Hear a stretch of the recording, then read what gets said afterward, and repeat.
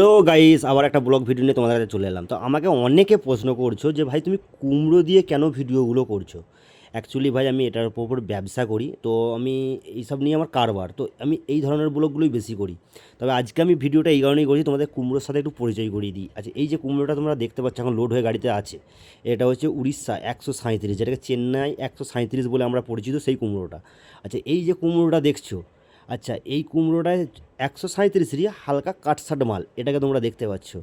আর জানি অনেকে আমার ব্লগটা পছন্দ করে না, এই কুমড়ো টুমড়ো নিয়ে ভিডিও করে বলি, কিন্তু যারা কৃষক, যারা এটা ভালোবাসে, তারা হয়তো আমার ব্লগ ভিডিওটা দেখবে। তো এরপর তোমাদেরকে আরেকটা কুমড়োর সাথে আমি পরিচয় করিয়ে দিই, সেটা তোমরা দেখতে পাবে, যেটা হচ্ছে মহারাষ্ট্রের কুমড়ো। মানে খুব কুমড়োটা ভালো, খারাপ না, মহারাষ্ট্রের কুমড়ো, এটা হচ্ছে মহারাষ্ট্রের কুমড়ো। হ্যাঁ, এই কুমড়োটার সাথে তোমাদেরকে পরিচয় করে দিই। এই কুমড়োটা সত্যি করে খারাপ নয়, ভালো, কিন্তু এবছর সত্যি কথা বলতে কি কুমড়োর রেট এত হাই ভাই, মানে তোমাদেরকে বলে বোঝাতে পারবো না। 20 টাকার নিচে তো কোনো কুমড়োই নেই।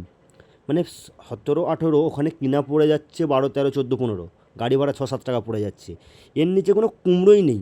মানে তোমাদেরকে বলে বোঝাতে পারবো না। তো যাই হোক, আমার ব্লগটা বিশেষ কিছু কারণ থাকে না, এটাই ছিল। কেমন লাগলো?